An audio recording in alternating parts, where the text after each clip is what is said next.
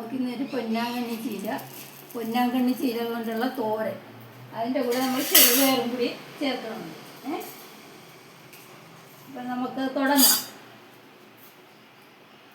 ഇച്ചിരി വെളിച്ചെണ്ണ ഒഴിക്കണം. വെളിച്ചെണ്ണ ഒരു 2 സ്പൂൺ വെളിച്ചെണ്ണ. കടുകിട്ട് 2-3 കടുകിട്ട്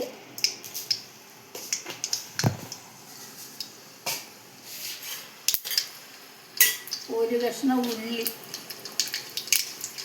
കടുക് പൊട്ടി വരുമ്പോൾ ഒരു കഷ്ണം ഉള്ളി അരിഞ്ഞതിട്ട്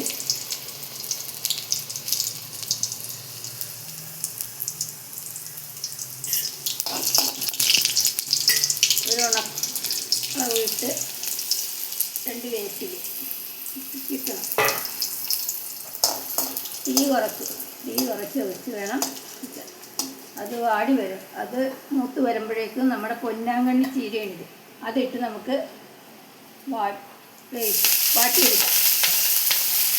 പൊന്നാങ്കണ്ണി ചീര ഒന്ന് വാടി വരട്ടെ. സ്വല്പം ഉപ്പും കൂടി ചേർക്കാം. പൊന്നാങ്കണ്ണി ചീരക്ക്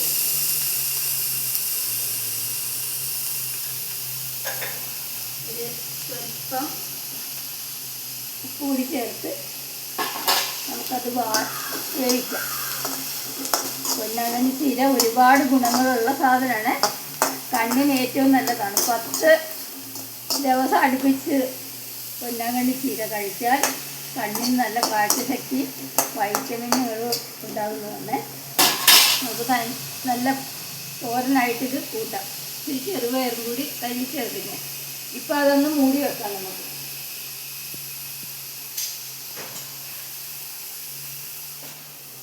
ഒന്ന് വേകട്ടെ.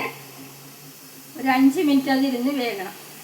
തോരന് വേണ്ടി ഒതുക്കാനുള്ള ഒരു അരമുറി തേങ്ങ, ഒരു സ്വല്പം ജീരകം, സ്വല്പം മഞ്ഞൾപ്പൊടി, ഇച്ചിരി കറിവേപ്പില, 3 അല്ലി വെളുത്തുള്ളി. ഇത്രയും ഞാൻ ഒതുക്കിക്കൊണ്ട് വരട്ടെ. പൊന്നാങ്കണ്ണി ചീര വെന്ത് കഴിഞ്ഞ് അതിൻ്റെ കൂടെ ഞാൻ ഒരു 1/2 കപ്പ് ചെറുപയർ വേവിച്ച കൂടി ചേർക്കുകയാണ്. 1/2 കപ്പ് ചെറുപയർ വേവിച്ച കൂടി അതിൻ്റെ കൂടെ ഞാൻ ചേർക്കുകയാണ്. ഇളക്കിയെടുക്കാം. ഇനി ഒതുക്കിയ അരപ്പ് തോരനായിട്ട് ഒതുക്കിയത് ചേർക്കാം. ഒതുക്കിയ അരപ്പ് കൂടി ഞാൻ ചേർക്കുകയാണ്.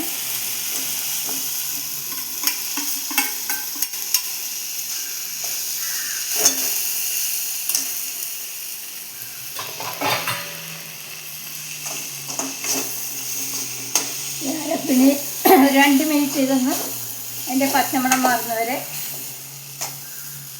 സ്റ്റവിലിരിക്കട്ടെ. ഏറ്റവും ഗുണമുള്ള പൊന്നാങ്കണ്ണി ചീരയുടെ തോരനാണിത്. അതിൻ്റെ കൂടെ അത് മാത്രമായിട്ട് ചിരിക്കുക ഇച്ചിരിയേ കാണുള്ളൂ. അതുകൊണ്ടാണ് ചെറുപയർ കൂടി ചേർക്കുന്നത്.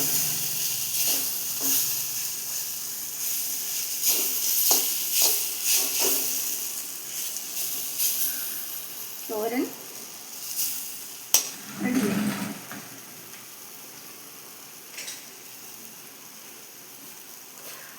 രണ്ട് മിനിറ്റ് അതിൻ്റെ പച്ചമണം മാറുന്നവരെ ഒന്ന് ഇളക്കി കൊടുക്കും.